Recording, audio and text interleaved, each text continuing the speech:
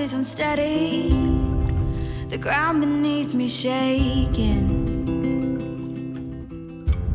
I keep asking people questions, but nobody seems to know. Well, I can move steady when the wind blows. The rhythm's strong inside me. Hold myself tightly when the heat goes.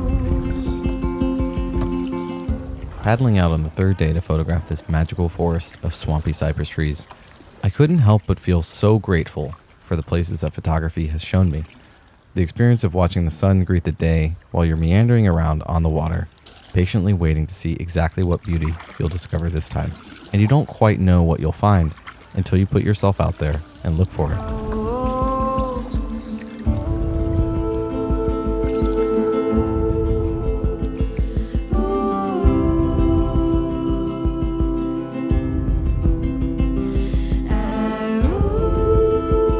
While there was no Mr. Fog this morning, there was still a lot of beauty to find in this puzzle of trees. Even before the light makes its way into the lake, you can find subtle yet beautiful contrasts of colors in many of the scenes. Coming out of the dark, I'm coming up from the ashes. Let it all fall apart.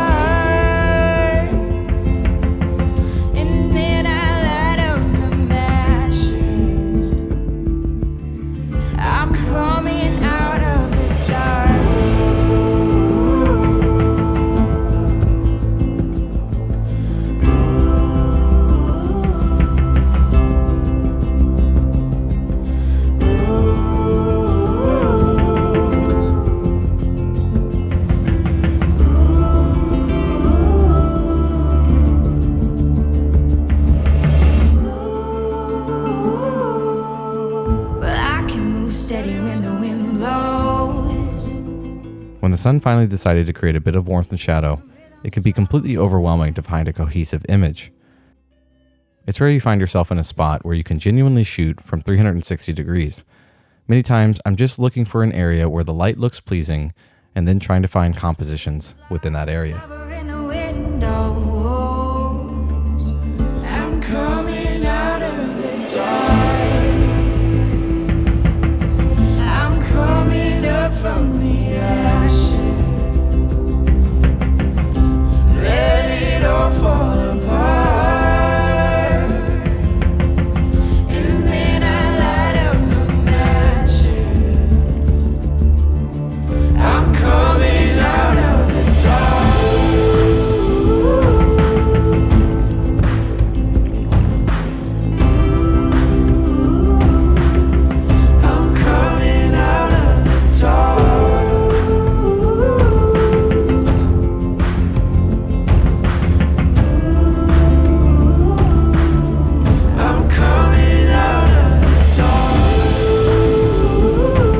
While the conditions weren't nearly as unique as previous sunrises, I do think I captured possibly one of my best images from this entire trip.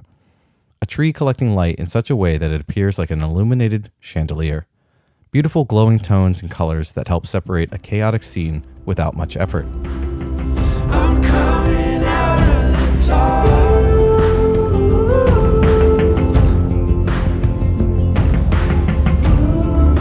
I spent more time working on the photos from this location than any other location this entire year, and I would like your help for this image.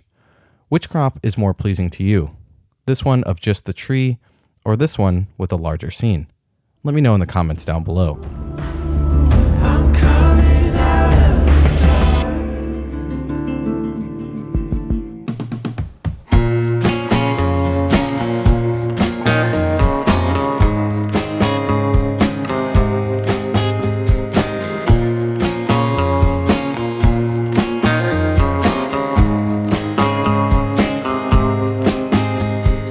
When I find my love, I'll take it by the hand and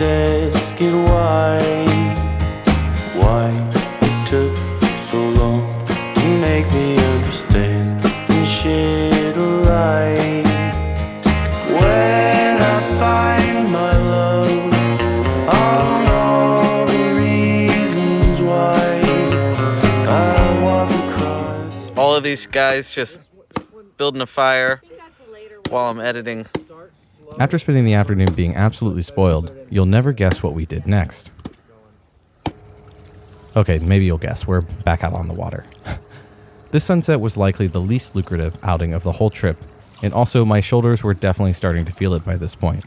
But I still soaked in every moment I could, knowing just how lucky I am to be living this life. I look up at the sky when I find my love, when I find my life, all laid down.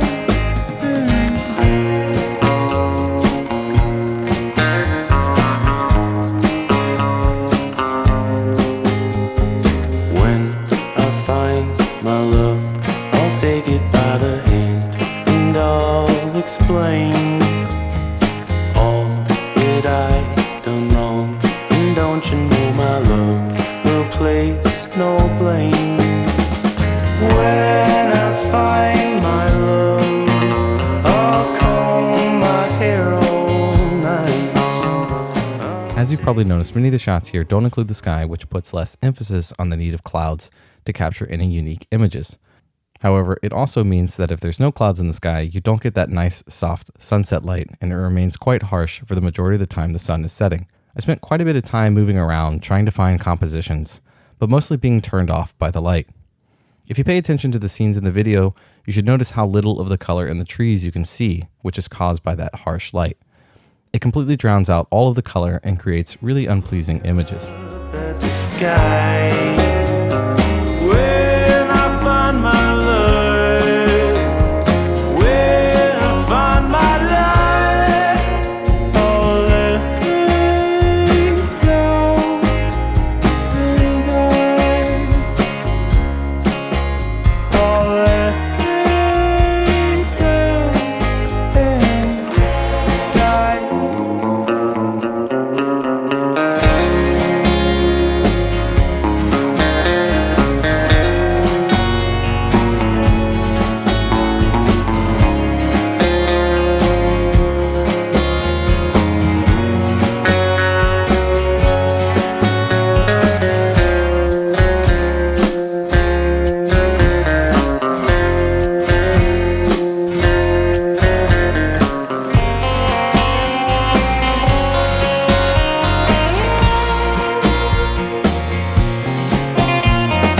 When I find my love, I'll take it by the hand and ask it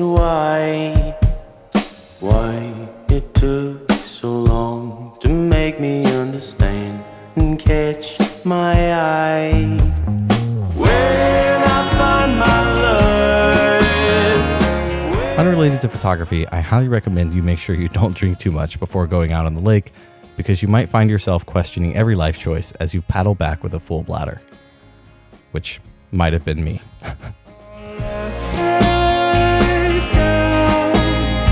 and die.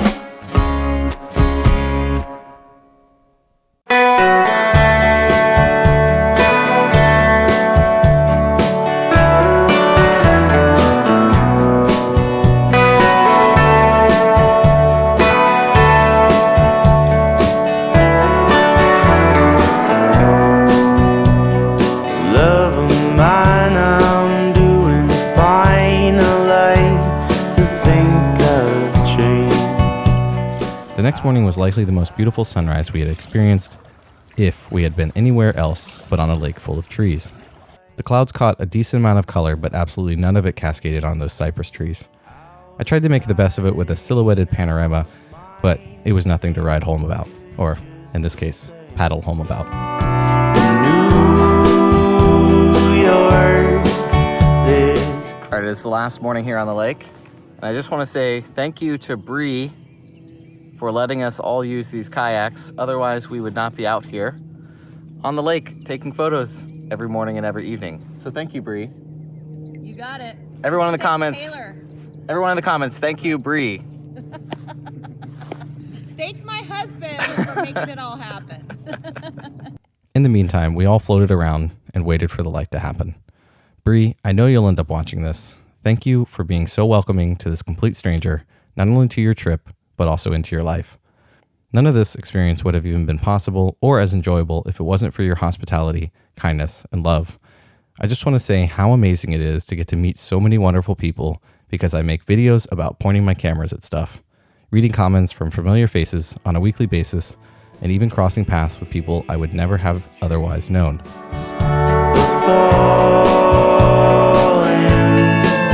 They're taking power line. The light was fleeting this morning, but I did manage to capture a few images I was happy with. I even captured one that might be the best image I took all week. An image very different than what I normally find myself shooting, which might make me slightly biased towards it. There was this dead cypress tree that was completely white that caught my eye. More importantly, the way the light was happening behind it created this interesting look to imply that there was a giant tree blooming out of itself, which you can somewhat see in this image, but it wasn't until I pointed my camera into the water that I made that dead tree come to life. I'll be riding high. While this might not have been my best image from this trip, it is my favorite. Like I said previously, I spent a lot of time on these images, not because they were difficult to edit or all that technical. They took me so long because I was uncomfortable. I had to sit with these images for a long time, stare at them, close Lightroom and walk away, asking myself things such as, is this worth editing? Is this one worth showing to anyone? And what the heck am I going to do to all these images? The image on your screen, to me, represents more than just an abstract tree reflected in that swampy water. It represents my growth as a photographer, pushing myself out of my comfort zones and looking for scenes I don't normally see, editing photos I wouldn't normally edit, and falling in love with an image of what's implied rather than what's perfectly presented. It's as if I took an image of a dead cypress tree and brought alive a new vision of photography within myself. Thanks for watching, and there's a rainbow out there somewhere. We just gotta go find it. I'll see you next time. Riding high.